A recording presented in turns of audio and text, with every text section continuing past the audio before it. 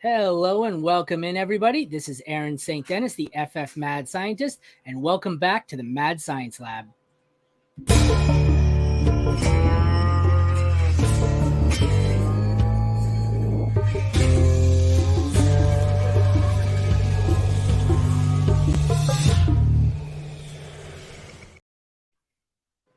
The Mad Science Lab is experiencing some technical difficulties today. We have a house full of children, and apparently they're sucking up all my internet with 19 of them playing Fortnite at the same time. Who would have thought? Without further ado, we will get into it. Today we have Studs and Duds with Alfredo Brown. Alfredo, it's a pleasure to have you. Thank you so much for joining me. Yeah, thank you so much for having me on, Aaron. It's exciting to finally get into the swing of things. Talk about some redraft leagues. We've been talking on rookies and dynasty for so long, so football's in the air. It feels like. I'm done with it. I just need to get going. We went so long with the rookie drafts, and that briefly transitioned to about a month of dynasty startups everywhere. Just get me into let's just do something. Just get week one. I'm so sick of the same thing over and over.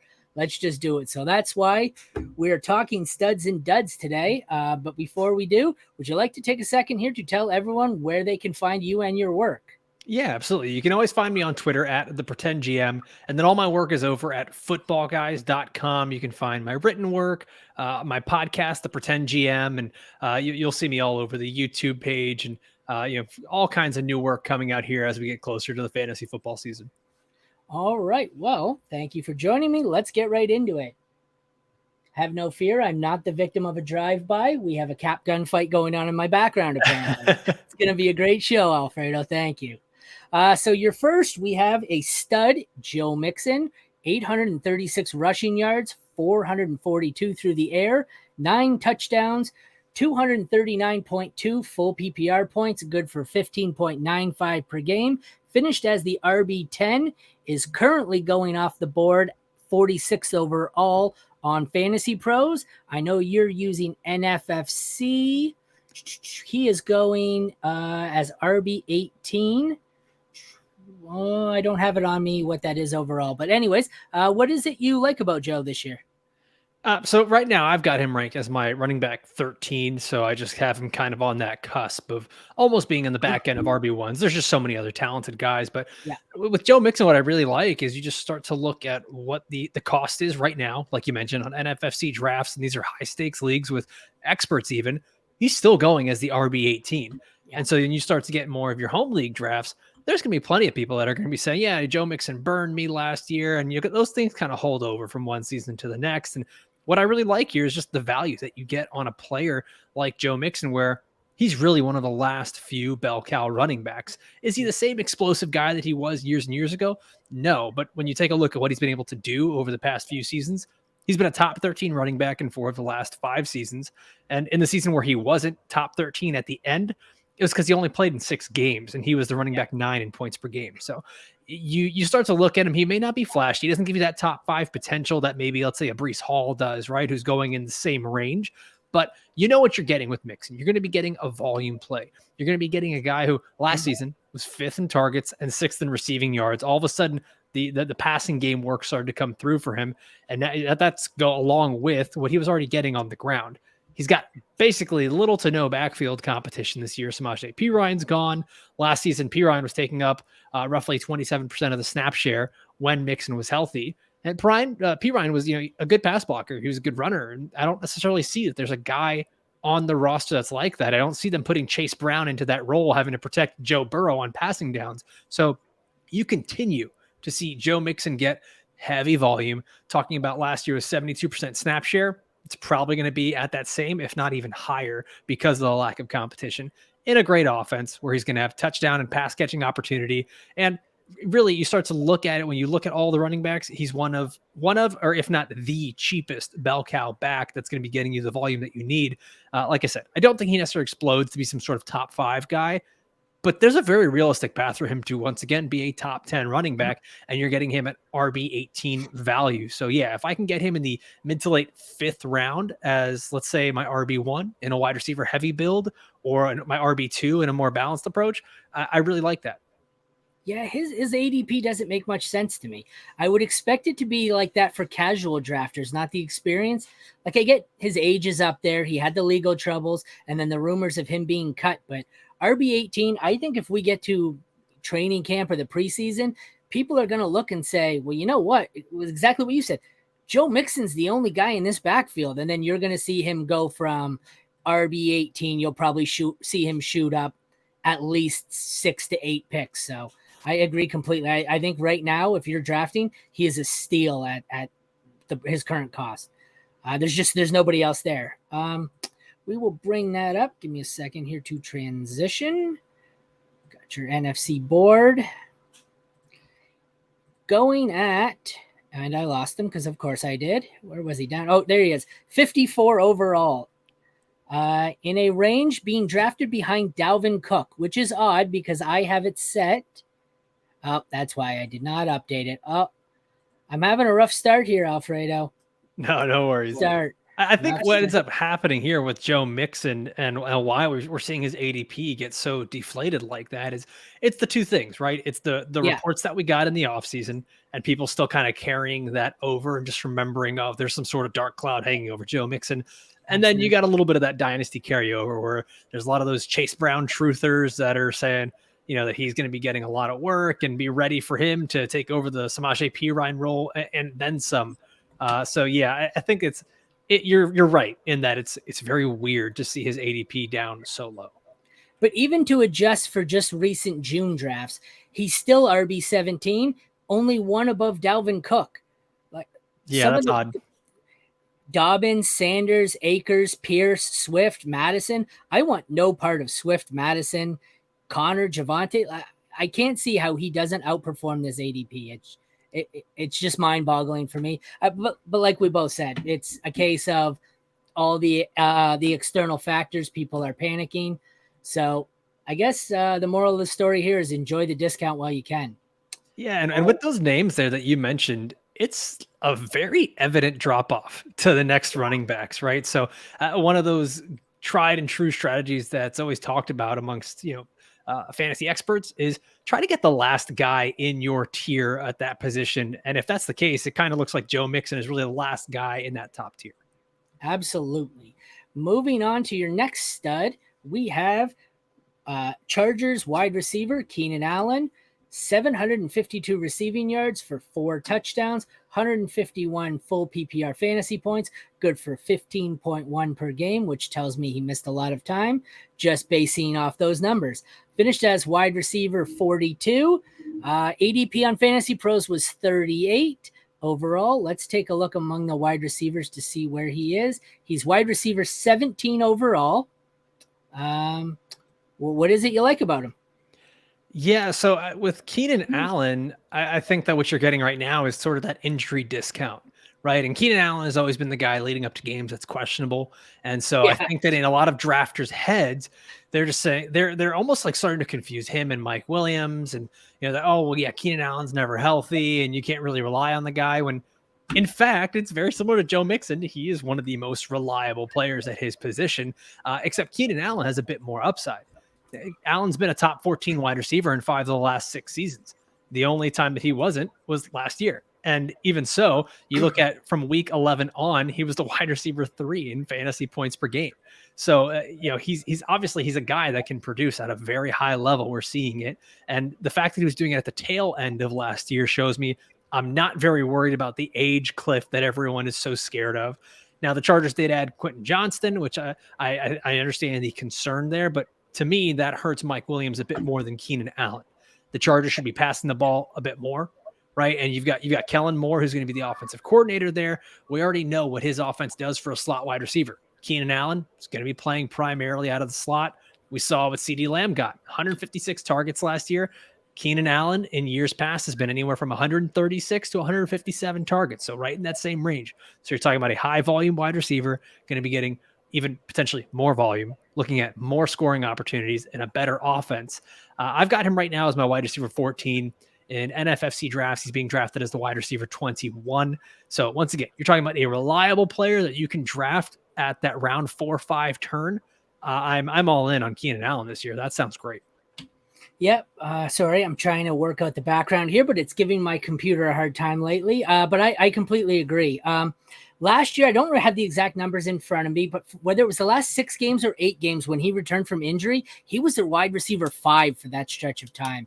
I think the same thing's going on with him and Joe Mixon. The people who are drafting right now are the hardcore degenerates. The hardcore degenerates play a lot of dynasty. The dynasty players overvalue youth. This is redraft. I don't care how old Keenan Allen and Joe Mixon are. If I can get him as wide receiver, what did I say? Wide receiver 17. If I can get him as wide receiver 17, I don't care if this is his last usable season. It just doesn't matter to me. It's redraft. So let's see. Let me bring up the ADP screen for us. Wide receiver 17, according to NFFC. Who do you like in this range? We have Higgins, Metcalf, Debo, Keenan Allen, Hopkins, Cooper, Judy, and Ridley. Where do you think he is in that range? Do you like where he is? Or? Sorry. Yeah, well, so no, like I said, I have him as my wide receiver 14, and to be quite honest, I think I would take him over the guys that are ahead of him. I would take him ahead of Debo. I'd take him ahead of Metcalf. I'd take him ahead of T. Higgins as well. And I know that's sacrilege to a lot of dynasty players, but it is what it is. I don't really see it. There's many other guys in this area that I would be taking over Keenan Allen. I think like the hard stop is where you start to see the names Chris Olave, Devontae Smith, Jalen Waddle, Garrett Wilson. Those guys are obviously going ahead of him. But yeah, as soon as I think you take that little drop from Chris Olave, I feel more comfortable going with Keenan Allen over T. Higgins. I do understand that T. Higgins, we can say he's got a pretty nice ceiling, but he's also still the wide receiver 2 on that offense. Right, Keenan Allen remains the top targeted receiver on an offense that should continue to grow by leaps and bounds in the passing game. So, I still stick with Keenan Allen amongst these guys. Yeah, absolutely. Like you said, Higgins projects to be the wide receiver 2 on his team. Keenan Allen should be the 1 in an offense that may not end up being as potent as the Bengals, but it's pretty damn close when Justin Herbert is fully healthy. So, yeah, there's no disagreement from me there at all. Next up, we will switch to another receiver. Your first dud is Indianapolis Colt wide receiver Michael Pittman. Finished last year as wide receiver 20, had 30 rushing yards. Not much to add in there, but, it's noted. 925 receiving yards, 4 touchdowns, 190.5 full PPR points. Good for 13.53 per game. Fantasy Pros ADP of 61st overall. What is it you dislike about Pittman?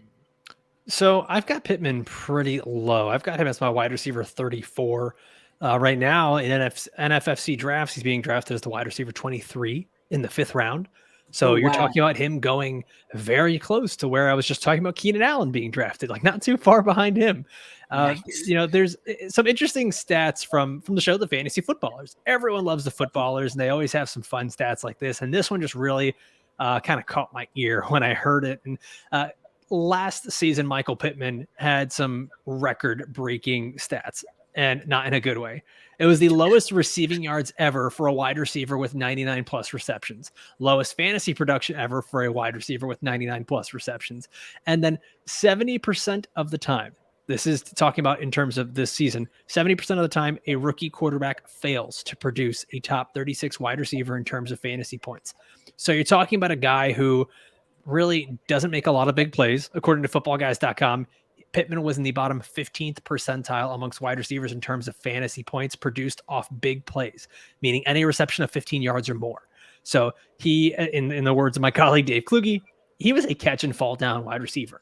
He needs that volume, and that's what he's had over these past few years. He's had guys like Phillip Rivers, Carson Wentz, Matt Ryan. You're talking about mostly immobile quarterbacks who really like to target on one primary receiver, and that's been Pittman. And I think we've all kind of gotten used to that. He should continue to get the volume. Now you start to look at what's going to happen. They've added Josh Downs to the mix to play in the slot, who's already a high volume, high target type receiver who I really love his production profile coming out of college, and I love his film.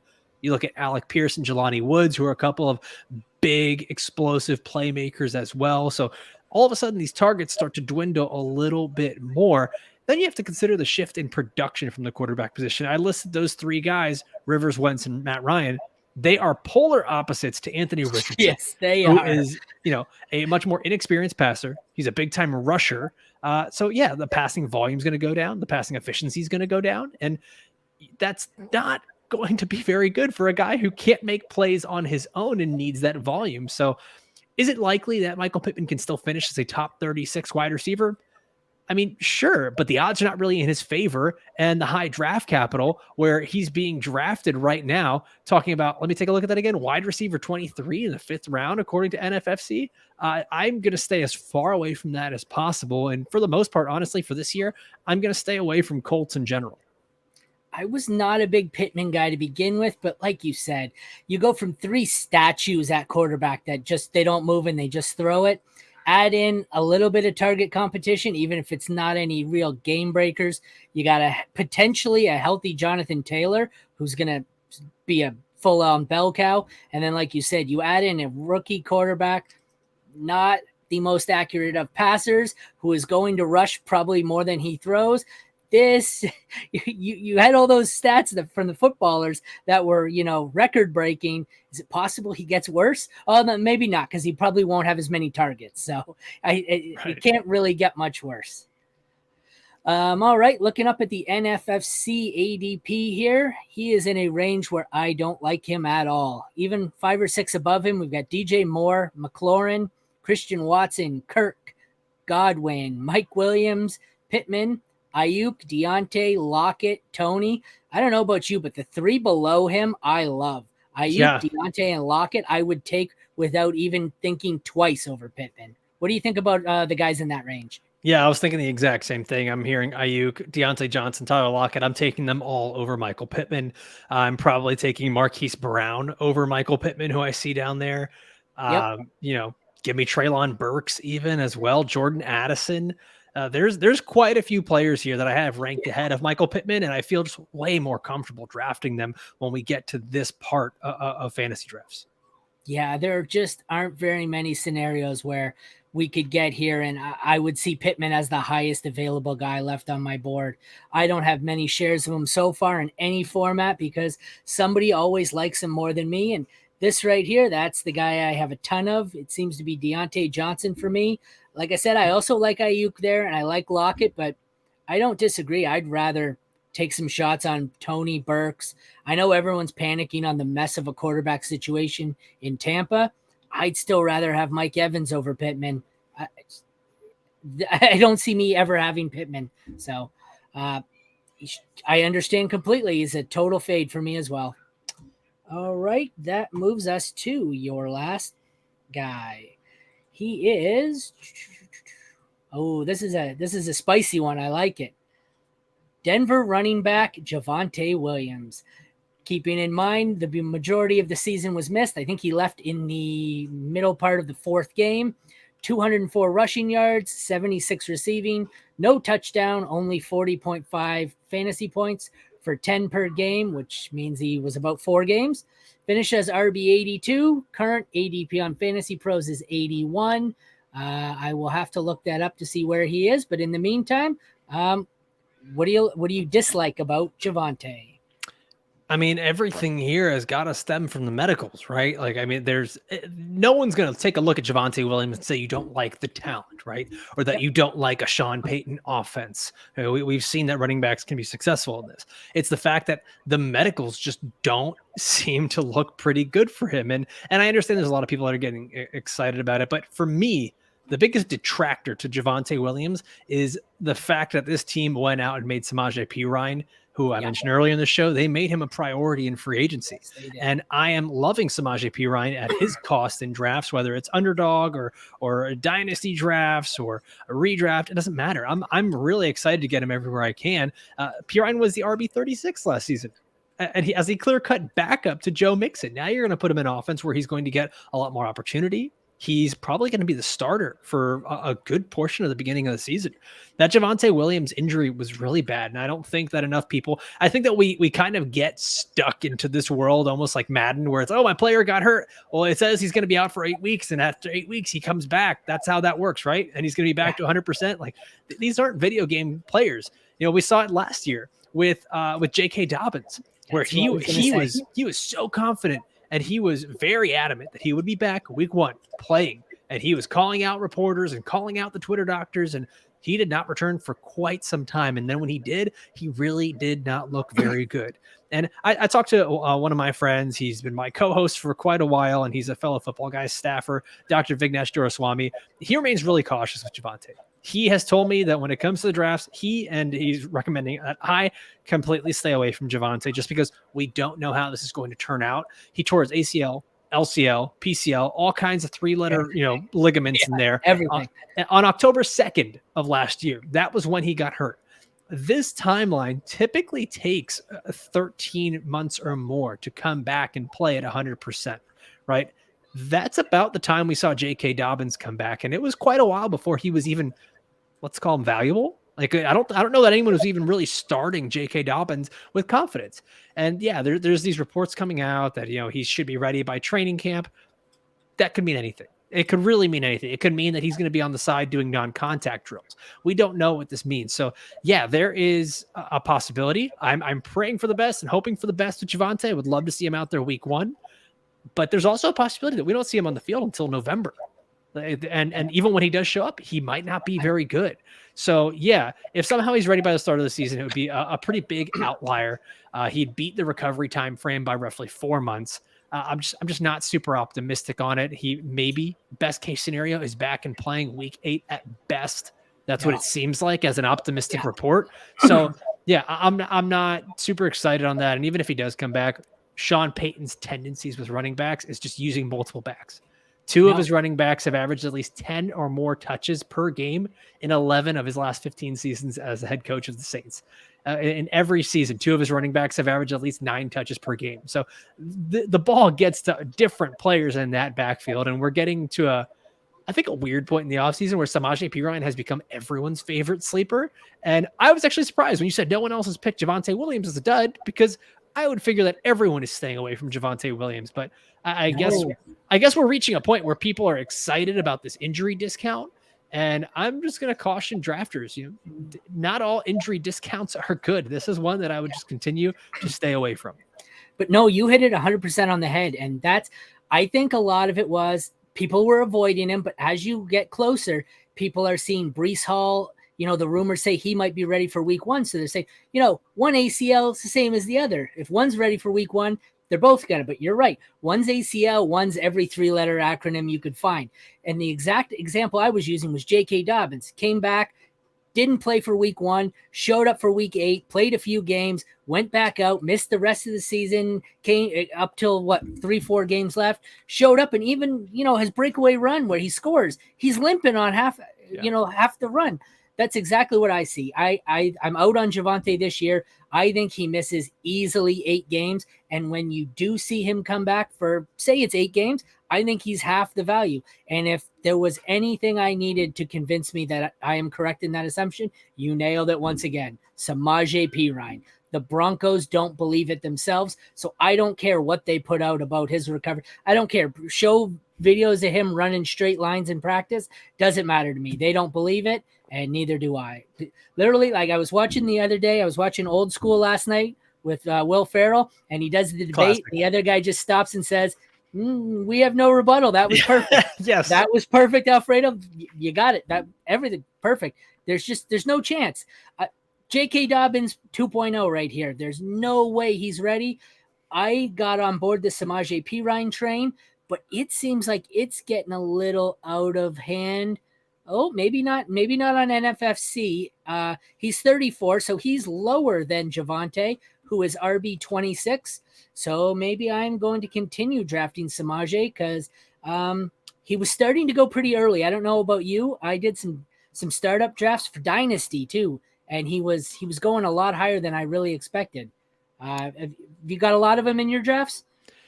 So I've been getting a lot of him in best ball, just kind of because of where he ends up falling. And I know that's kind of like the almost like the dirty phrase to use, draft him in best ball. But it's because of where he just keeps falling, man. Like we get to a point in the draft where I'm looking and I'm just like, I have such a wide receiver heavy build. He could be my running back 3 right now. And I'm getting him in whatever late round this is. It gets hard to ignore him. And I think that's what you're starting to see drafters notice. I actually do think that as we continue to get closer to the home league drafts, those are the people who are way more scared of these medical red flags. It almost seems like the fantasy community and fantasy analysts kind of brush those off, whereas the people in home leagues get way more scared of them. And you might see Javonte start to fall a little bit more, and Samaje Perine start to make his way up as he becomes, every fantasy analyst's favorite sleeper. He's going to become a really trendy pick as we get closer to these drafts. Oh, I hate those. When they publish those August sleeper lists, I take a look at the 10 players and I go, oh, there's 10 players I'll never draft again for the rest of this offseason, because they get it out there and you've got all the casual drafters in, and there goes their ADP by 5 rounds. No, thank you. So, well, thank you, Alfredo. That was wonderful. Thank you very much for joining me. It was a pleasure having you. Yeah, absolutely. Thank you for having me on, Aaron. It was a great time. You want to take one more chance here? Tell everyone where they can find you. Yeah, you can go ahead and find me on Twitter at @thepretendgm. And then you can always find all my work over at footballguys.com and on the Football Guys YouTube channel. The Pretend GM always makes me giggle. I like it. So this has been Studs and Duds with Alfredo Brown. Once again, I am Aaron St. Dennis, the FF Mad Scientist, and this has been the Mad Science Lab podcast. Thanks, Alfredo, for joining me. Thank you all for tuning in. Have a good night.